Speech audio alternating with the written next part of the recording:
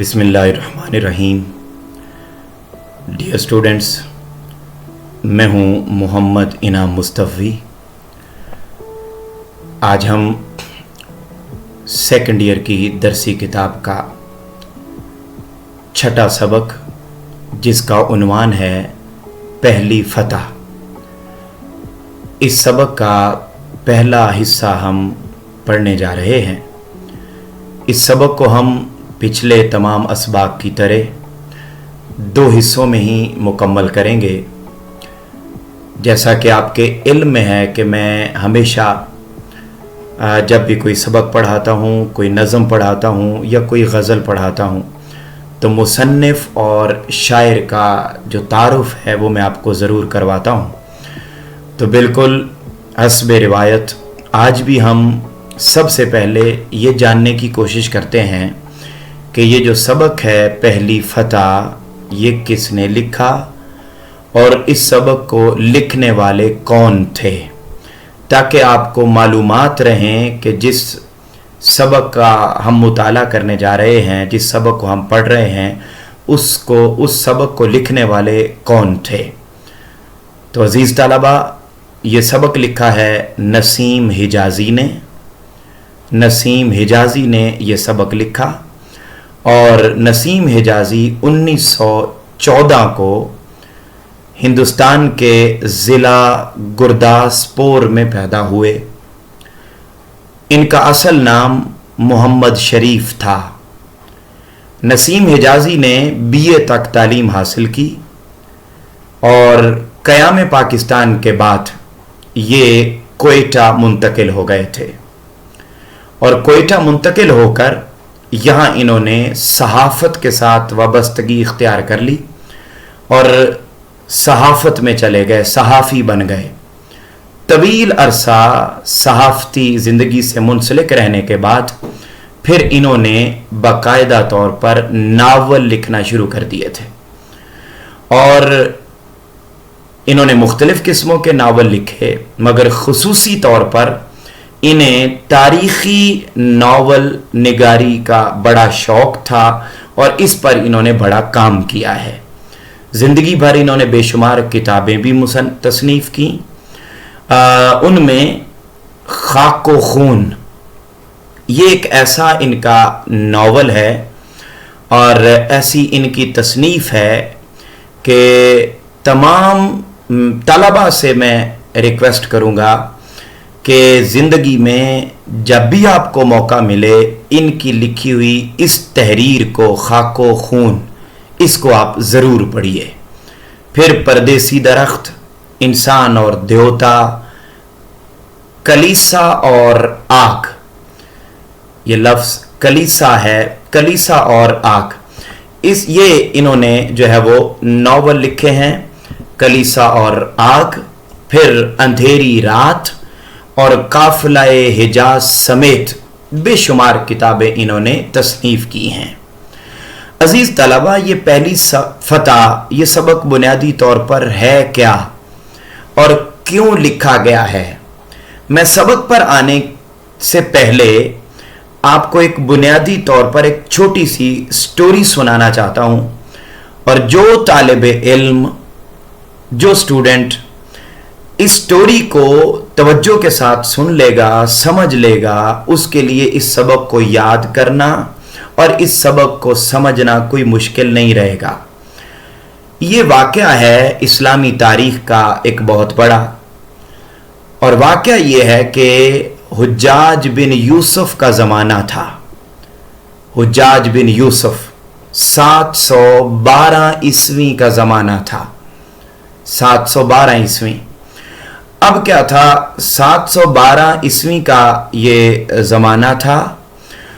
एक मुसलमानों का जहाज़ लंका से चला और इराक की तरफ जा रहा था।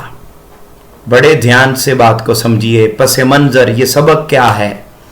मैं ये बात कर रहा हूँ कि मुसलमानों का एक जहाज़, बहरी जहाज़, समंदर के रास्ते लंका से इराक की तरफ सफ़र कर रहा था। तो जब वो दीबल के मुकाम पर पहुंचा तो दीबल का जो हेड था राजा दाहिर या राजा दाहर, उस राजा दाहिर के कहने पर डाकुओं ने मुसलमानों के उस बहरी जहाज को, जिसमें ताजिर भी थे, जिसमें हुज्जाज किराम भी थे, जिसमें खवातीन और बच्चे भी थे, उस जहाज को उन डाकुओं ने राजा दाहिर के कहने पर लूट लिया। जब लूट लिया तो उन डाकुओं ने बच्चों को और खवातीन को कैदी बना लिया। अब अजीज तलबा, जब कैदी बना लिया तो कैद में डाल दिया, तो उन कैद में डाले गए खवातीन और बच्चों में से एक खातून थी जिसका नाम था नाहीद। क्या नाम था? नाहीद। उस नाहीद नामी खातून ने देखा कि मुसलमान बच्चों को और खवातीन को कैद कर दिया गया है और उन पर वो डाकू बड़े जुल्म और सितम करते हैं, उनकी इज्जत की पामाली करते हैं, इज्जत व आबरू को लूटते हैं। तो क्या किया, नाहीद ने अपने उस कैद खाने में से रुमाल के ऊपर खून के साथ एक खत लिखकर हुज्जाज बिन यूसुफ, जो मुसलमानों का हेड था उस जमाने में, मुसलमानों का खलीफा था उस जमाने में, उसको भेजा और भेजकर उस मुसलमानों के अपने गवर्नर हुज्जाज बिन यूसुफ को, हेड को भेजकर ये कहा कि हमारी मदद की जाए, हम यहां जुल्म और सितम की चक्की में पिस रहे हैं, यहां खवातीन और बच्चों के साथ ज्यादती हो रही है। जब ये खत पहुंचा तो हुज्जाज बिन यूसुफ ने अपने भतीजे और अपने दामाद, भतीजे और दामाद मोहम्मद बिन कासिम को एक लश्कर तैयार करके मुल्क शाम से इराक, ईरान और मकरान के रास्ते दीबल की तरफ रवाना किया ताकि वो लश्कर लेकर जाए, राजा दाहिर से जंग करे और जंग करके उन मजलूम, बेकस, बेसहारा जो कैदी और खवातीन, बच्चे और खवातीन कैदी हो चुके हैं, उनकी रिहाई का इंतजाम किया जाए। फिर यही हुआ, मोहम्मद बिन कासिम चला शाम से, इराक पहुंचा, इराक से ईरान पहुंचा, शिराज शहर के रास्ते। उस वक्त पाकिस्तान तो नहीं था, मगर बलूचिस्तान में मकरान पहुंचा, लसबेला पहुंचा, दीबल तक आया और उसने यहां पर इस इलाके को फतह किया, राजा दाहिर को शिकस्त दी और यहां पर इस्लाम का पैगाम आम किया। इस्लाम का बोलबाला मोहम्मद बिन कासिम के आने के बाद हुआ, इसलिए सिंध को बाबुल इस्लाम कहा जाता है, क्योंकि मोहम्मद बिन कासिम ने यहां पर दाखिल होकर अपने कमालात दिखाए थे, अदल व इंसाफ का निज़ाम कायम किया था और अपनी मोहब्बत, रवादारी और अखुवत के पैगाम के ज़रिए यहाँ के लोगों को मुसलमान किया था। और फिर जब मोहम्मद बिन कासिम वापस अपने इलाके की तरफ जा रहा था तो लोग चीखो पुकार करके, रो रो कर मोहम्मद बिन कासिम को रुखसत कर रहे थे। अब ये है पस मंज़र, इस पस मंज़र में ये सबक लिखा गया है।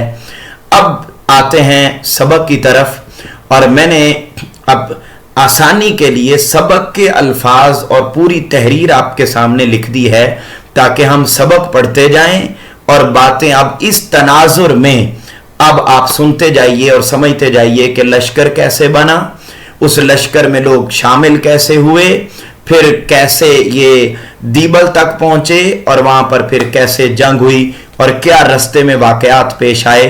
तो पहली फतह का जिक्र है, दूसरी और बाकी फतूहात का और फाइनल मार्के का इसमें जिक्र नहीं है। तो जितनी बात इस सबक में है उसको हम समझने की कोशिश करते हैं। मुझे उम्मीद है कि आपको इतना पस मंजर समझ आ गया होगा। आइए चलते हैं इस पस मंजर को जहन में रखते हुए कि आलम क्या था। सुबह की नमाज के बाद दिमश्क के लोग, ये दिमश्क मुल्क शाम सीरिया का शहर है। सुबह मैंने आपको मालूम है, मैं बात को रोक कर एक मरतबा फिर आपको याद करवा दूं कि मैं हर पैराग्राफ पर पॉइंट्स बनाता हूं। पॉइंट्स बनाने के दो मकासद होते हैं। पहला मकसद ये होता है कि आपको सबक की कहानी याद हो जाए और आपको ये मालूम हो जाए कि पैराग्राफ के अंदर मरकजी और बुनियादी बात क्या हुई है। अब पहला पैराग्राफ है तो पहले पैराग्राफ में बात हुई है लश्कर की तैयारी और रवानगी का मंजर क्या था। और फिर जब हर पैराग्राफ के ऊपर इस तरीके मैं नुकात बनाता हूं आपके लिए, तो ये इसलिए भी बनाता हूं कि आप इन नुकात को अगर तरतीब के साथ अपने जहन में रख लें तो आपके लिए सबक का खुलासा लिखना कोई मुश्किल नहीं रहता। तो अजीज तलबा, ये नुकात आपके लिए इंतहाई अहम है।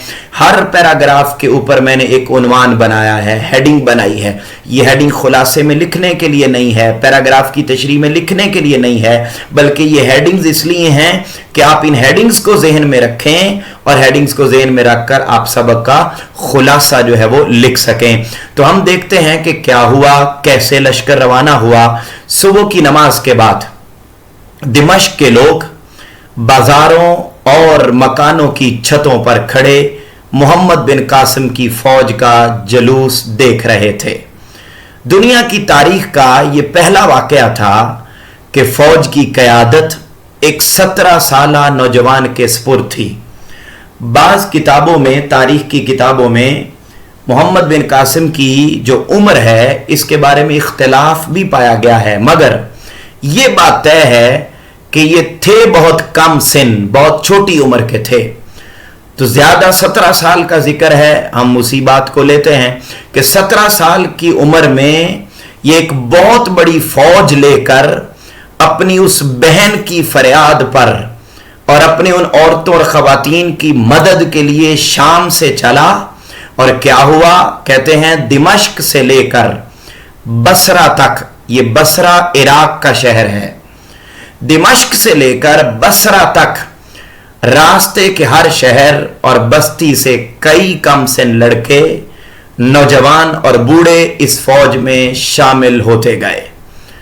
कूफा और बसरा में मोहम्मद बिन कासिम की रवानगी की इतला मिल चुकी थी, यानी मोहम्मद बिन कासिम था तो सीरिया में, शाम में, लेकिन अभी उसने इराक पहुंचना था। तो मोहम्मद बिन कासिम के पहुंचने से पहले बसरा और कूफा, ये दोनों इराक के शहर हैं, बसरा और कूफा में मोहम्मद बिन कासिम की रवानगी की इतला पहुंच चुकी थी कि मोहम्मद बिन कासिम खवातीन और बच्चों और वो खवातीन जिनकी इज्जत पमाल की जा चुकी है, जिनकी इज्जत को लूटा जा चुका है, जिन पर मजालिम ढाए जा रहे हैं, उनकी मदद के लिए मोहम्मद बिन कासिम एक लश्कर लेकर निकल पड़ा है। अब क्या हुआ, जब इराक के लोगों तक ये खबर पहुंच चुकी कि शाम से मोहम्मद बिन कासिम आ गया है, चल पड़ा है, तो फिर क्या हुआ, नौजवान औरतें अपने शौहरों, माएं अपने बेटों और लड़कियां बहनें अपने भाइयों को नौजवान सालार का साथ देने के लिए तैयार रहने पर आमादा कर रही थीं, उन्हें मोटिवेट कर रही थीं, उन्हें हिम्मत दे रही थीं कि देखो 17 साला नौजवान है, वो मदद के लिए जा रहा है, खुदारा तुम भी निकलो उसके साथ और जाकर दीबल के हाकिम को पकड़ो और अपने मुसलमान बहन भाइयों और बच्चों की हिफाजत करो। क्या हुआ, गयूर कौम की एक बेकस बेटी की फरियाद बसरा और कूफा के हर घर में पहुंच चुकी थी। ये कौन सी बेटी की बात हो रही है? नाहीद की बात हो रही है। नाहीद जिसने खत लिखा था, उसकी फरियाद हर घर तक पहुंच चुकी थी। बसरे की औरतों में जुबैदा की तबलीग के बायस ये जज्बा पैदा हो चुका था कि नाहीद का मसला कौम की हर बहू बेटी का मसला है। ये जुबैदा कौन थी? जुबैदा ये मोहम्मद बिन कासिम की बीवी थी। तो मोहम्मद बिन कासिम की बीवी ने भी, मोहम्मद बिन कासिम शाम से चला है लश्कर लेकर, और उसकी बीवी जुबैदा ये मुल्क इराक में खवातीन को तैयार कर रही है, खवातीन को तैयार कर रही है कि तुम अपने शौहरों को, अपने भाइयों को, अपने बेटों को तैयार करो। और हम सब ने मिलकर नाहीद के साथ जो ज्यादती हो रही है, दिगर खवातीन के साथ वहां जो ज्यादती हो रही है, जो जुल्म ढाए जा रहे हैं, हमने पीछे नहीं हटना है, हमने उनका साथ देना है। अब क्या हुआ, अगला पॉइंट जो मैंने बनाया पहले ही पैराग्राफ पर, दूसरी बात कि माली और अखलाकी मुआवनत। फिर इराक के लोगों ने माली और अखलाकी मुआवनत भी की उस लश्कर की। अब क्या हुआ, शाम से लश्कर इराक पहुंच चुका है, तो फिर क्या हुआ, नौजवान लड़कियां मुख्तलिफ मोहल्लों और कूचों से जुबैदा यानी मोहम्मद बिन कासिम की बीवी के घर आती, और मोहम्मद बिन कासिम की बीवी जुबैदा तकारीर करती और उसकी तकारीर से एक नया जज्बा लेकर वापस अपने घर जाती। खराबी सेहत के बावजूद मोहम्मद बिन कासिम की वालिदा, जिनका नाम था हबीबतुल उज़्मा, हबीबतुल उज़्मा, ये क्या करती, यानी मोहम्मद बिन कासिम की बीवी नौजवान लड़कियों को तैयार करती, और हबीबतुल उज़्मा जो मोहम्मद बिन कासिम की वालिदा थी, वो बसरा की बूढ़ी औरतों की एक टोली के साथ जिहाद की तबलीग के लिए हर मोहल्ले की औरतों के पास पहुंचती और खवातीन को तैयार करती। जुबैदा ने चंद नए सिपाहियों को घोड़े और असलहाजात पहुंचाने के लिए अपने जेवरात बेच डाले। बसरा के तमाम अमीर और गरीब घरानों की लड़कियों ने भी जुबैदा की तरह अपने जेवरात दे दिए। मुजाहिदीन की मदद के लिए बसरा के बैतुल माल को चंद दिनों में सोने और चांदी से भर दिया गया। इराक के दूसरे शहरों में भी खवातीन ने इसी तरीके किया और इस नेक काम में बढ़ चढ़कर हिस्सा लिया, और बसरा की औरतों से वो पीछे न रहीं, और वहां पर भी लाखों रुपए देखते ही देखते जमा हो गए और बैतुल माल देखते ही देखते भर गया था। अजीज तलबा और तालिबात, बात यह है कि यह लश्कर चला है इराक से शाम से चला, इराक पहुंचा, शाम से मोहम्मद बिन कासिम लश्कर लेके निकला है। उसके लश्कर लेके निकलने से पहले शाम में, बसरा में आलम यह हो गया हुआ है, कूफा में आलम यह हो गया हुआ है, इराक के दूसरे शहरों में आलम यह हो गया हुआ है कि लोग अखलाकी तौर पर भी सपोर्ट कर रहे हैं, माली एतबार से भी तैयारियां कर रहे हैं। खवातीन अपने शौहरों, भाइयों, बेटों को तैयार कर रही हैं कि मोहम्मद बिन कासिम का लश्कर यहां से गुजरेगा, तुमने भी उसके साथ जाना है और दीबल तक पहुंचना है। अब क्या हुआ, यहां पर एक और बात बड़ी अहम है। अगला पैराग्राफ है जिसका मैंने उन्वान बनाया, वफद का कत्ल और उसके असरात। अब क्या हुआ, मोहम्मद बिन कासिम शाम से चला और इराक पहुंचा, तो इराक के शहर बसरा में मोहम्मद बिन कासिम ने 3 दिन क़याम किया, और यहां 3 दिन क़याम के दौरान मोहम्मद बिन कासिम को एक बड़ी बुरी खबर मौसूल हुई। और वो खबर क्या थी कि मोहम्मद बिन कासिम के इराक में पहुंचने से पहले मुसलमानों के गवर्नर हुज्जाज बिन यूसुफ ने एक वफद भेजा था 20 अफराद पर मुश्तमिल। यह वफद हुज्जाज बिन यूसुफ ने भेजा था मकरान के गवर्नर मोहम्मद बिन हारून की तरफ। यह मकरान वो इलाका है जहां पर लूटा गया काफिले को, और ये उस पूरे एरिया का गवर्नर था मोहम्मद बिन हारून। उसके पास एक काफिला भेजा गया 20 अफराद का कि वो जाएं और मोहम्मद बिन हारून से जाकर मुज़ाकरात करें और उसे कहें कि आप कैदी सारे कुछ चीजें रिहा कर दें ताकि जंग की नौबत ना आए। मगर बदकिस्मती से आलम यह हुआ कि उबैदुल्लाह की क़यादत में 20 आदमियों का एक वफद जो दीबल की तरफ मोहम्मद बिन हारून से मुलाकात करने के लिए भेजा गया था, उन 20 अफराद में से सिर्फ 2 आदमी दीबल पहुंच सके थे, बाकी 18 अफराद को रस्ते में ही कत्ल कर दिया गया था। बजाय इसके कि मुज़ाकरात से, इफ़ाम व तफ़हीम से इस मसले को हल किया जाता और कैदियों को रिहा कर दिया जाता और इज्जतों की हिफाजत की जाती, मगर बदकिस्मती से उन 20 अफराद में से 18 को कत्ल कर दिया गया। और क्या हुआ, सिर्फ 2 नौजवान मकरान पहुंचने में कामयाब हुए, बाकी सारे के सारे दीबल के गवर्नर ने कत्ल कर दिए। अब यह खबर जिन दिनों में मोहम्मद बिन कासिम शाम से इराक पहुंचा था, उन्हीं दिनों में यह वाली खबर भी इराक पहुंच गई कि जी हुज्जाज बिन यूसुफ ने जो लश्कर भेजा था ना, वो लश्कर भी शहीद कर दिया गया है। जब यह खबर पहुंची तो फिर इस खबर ने बसरा की आवाम में इंतकाम की सुलगती हुई आग पर तेल का काम किया। यानी मुसलमान तो ऑलरेडी ही बदला लेना चाहते थे, तो ऊपर से यह खबर भी पहुंच गई कि हमारे वफद को भी शहीद कर दिया गया है, तो फिर वो काम और ज्यादा तेज हो गया, गर्म हो गया।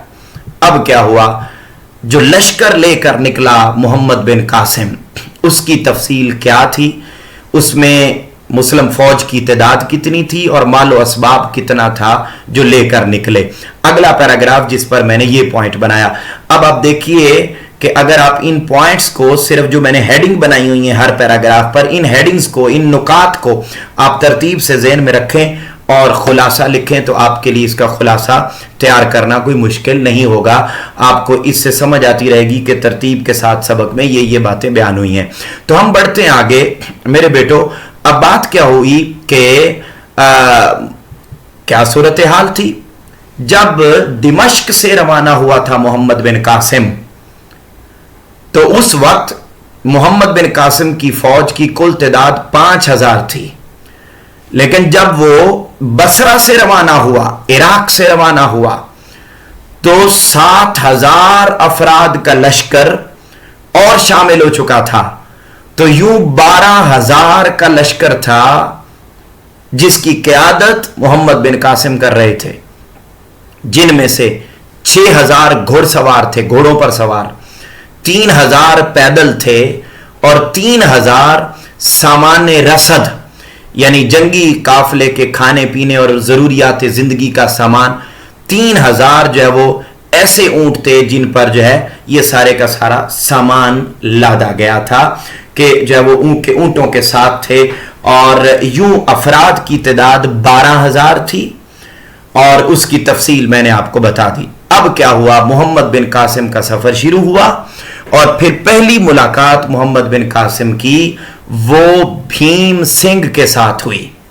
ये भीम सिंह जो है ये राजा दाहिर का एक खास कमांडर था।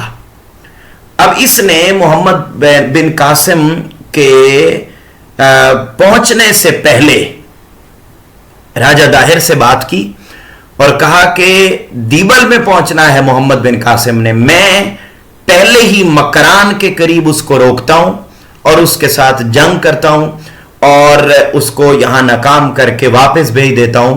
तो अब क्या हुआ, कैसे सफर हुआ, मोहम्मद बिन कासिम जो चला था शाम से, आया था इराक, इराक से वो ईरान आया और ईरान के शहर शिराज से होता हुआ मकरान पहुंचा, बलूचिस्तान जो अब बलूचिस्तान है, मकरान पहुंचा और मकरान की सरहद को अबूर करने के बाद लसबेला, अब भी पाकिस्तान का शहर है, लसबेला के पहाड़ी इलाके में उसे बहुत सी मुश्किलात का सामना करना पड़ा। किन मुश्किलात का सामना करना पड़ा, क्या हुआ, भीम सिंह जो राजा दाहिर की फौज का कमांडर था अहम, वो जो कमांडर था उसने क्या किया, वो 20,000 फौज के साथ लसबेला के सिंधी गवर्नर की मदद के लिए पहुंच चुका था। यानी भीम सिंह पहले आ गया था यहां लसबेला के मुकाम पर और यहां का जो गवर्नर था उसकी मदद करके, तो तो दोनों ने फैसला किया कि हम यहां पर मोहम्मद बिन कासिम के लश्कर को रोकते हैं और दीबल तक नहीं पहुंचने देते। उसने क्या किया भीम सिंह ने, उसने एक मजबूत पहाड़ी किले को अपना मेन पॉइंट बनाया, अपना मरकज बनाकर तमाम रास्तों पर तीर अंदाज बिठा दिए। और भीम सिंह अपने बाप की मुखालफत के बावजूद राजा दाहिर को इस बात का यकीन दिला के आया था कि मैं लेके जा रहा हूं 20,000 का लश्कर, जबकि मुसलमानों के पास है 12,000 का लश्कर। तो 20,000 सिपाही 12,000 मुसलमानों को लसबेला से आगे बढ़ने नहीं देंगे। अब क्या हुआ, जैसे ही मोहम्मद बिन कासिम का लश्कर लसबेला के मुकाम पे पहुंचा मकरान से आगे, तो यहां पर भीम सिंह के हमलों का आगाज हो गया। बड़े अजीबो गरीब किस्म के हमले किए उसने। कैसे हमले किए, जैसे ही मुसलमानों के पहाड़ी इलाके में दाखिल होते ही भीम सिंह के सिपाहियों ने इक्का दुक्का हमले करना शुरू कर दिए। कैसे हमले करते, 30-40 सिपाहियों का गिरोह अचानक किसी टीले या पहाड़ी की चोटी पर नमूदार होता और देखते ही देखते मोहम्मद बिन कासिम की फौज के किसी हिस्से पर तीर और पत्थर बरसाकर गायब हो जाता। अब क्या होता, जब उसके हमले होते तो जो घुड़सवार होते थे, चूंकि वो तेज तरार होते हैं घुड़सवार, तो वो तो इधर उधर हटकर अपना बचाव कर लेते, लेकिन शुतर सवार यानी ऊंटों पर सवार जो पैगाम पहुंचाने का काम करते हैं, जो शुतर सवार थे, तो शुतर सवार दस्तों के लिए ये हमले बड़ी हद तक परेशान कुन साबित होते। साफ ज़ाहिर है ऊंट उस कदर तेजी के साथ अपना जो है वो इधर उधर नहीं जा सकते हैं, अपनी मूवमेंट आसानी के साथ नहीं कर सकते हैं। तो इसलिए उन्होंने कहा जी कि उनके लिए बड़ी बाज़ औक़ात बिदक कर, बल्कि जो ऊंट थे वो बाज़ औक़ात बिदक कर इधर उधर भागने वाले ऊंटों को मुनज़्ज़म करना हमला करने वालों के ताकुब से भी ज्यादा मुश्किल हो जाता। यानी हमलों को रोकने से भी ज्यादा मुश्किल उस सफर के दौरान यह बात हो जाती कि ऊंट जो हमला हो जाने पर इधर उधर बिदक कर चले जाते हैं और तंग करते हैं, उनको कैसे संभाला जाए। तो ऊंटों को संभालना मुश्किल हो जाता, हमलों को संभालना उसके मुकाबले में आसान होता। अजीज तलबा, अब यहां तक मैंने आज के पहले लेक्चर में बात कर ली। अब अगले लेक्चर में हम इस सबक को मुकम्मल भी करेंगे, इस कहानी को मुकम्मल भी करेंगे और साथ हम इसके पैराग्राफ की तशरीह को भी जानेंगे। मगर यहां तक आपके पास ज़हन में रहनी चाहिए कि मोहम्मद बिन कासिम चला है शाम से, इराक पहुंचा है। क्या जोशो खरोश था, कैसे माली और अवामी जो खिदमत थी की गई, लोग किस तरीके से शरीक हुए, किस तरीके से मजीद जज्बा बढ़ा, कितने अफराद थे। वो मकरान के साहिल पर पहुंचा, लसबेला के मुकाम पर भीम सिंह से मुलाकात हुई और उनके हमलों का आगाज हुआ। यहां पर फिर क्या हुआ, ये सारी बात हम जानेंगे अगले लेक्चर में। मुझे उम्मीद है कि यहां तक स्टोरी आपको समझ आ चुकी होगी। आपसे मुलाकात होगी बकिया सबक की कहानी के लिए अगले लेक्चर में। तब तक के लिए अपने घर वालों का बहुत ख्याल रखिएगा। अल्लाह हाफिज।